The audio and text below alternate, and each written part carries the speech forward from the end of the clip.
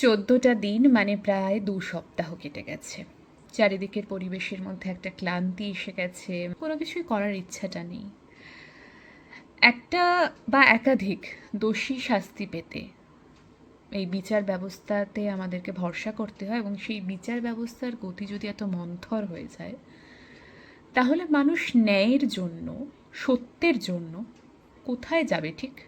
কোথায় গেলে মানুষ ঠিক সত্যের বিচারটা পাবে? কোথায় গেলে মানুষ জানবে যে হ্যাঁ, দোষীরা শাস্তি পাবে? এই 14 দিনে 1400 ক্রাইম ঘটে গেছে, কিন্তু একটা ক্রাইমের বিচার এখনো আমরা পাইনি। আমরা এরকম একটা পরিবেশে, এরকম একটা সমাজে বসবাস করছি, এতটা করাপ্টেড। এর উত্তর কি? আদেও কি সত্যি কিছু আসবে সামনে?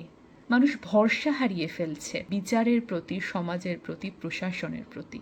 আমরা ঠিক কোন জায়গায় দাঁড়িয়ে আছি? অনেকগুলো প্রশ্ন আমাদের চারদিকে, নিরুপায় আমরা।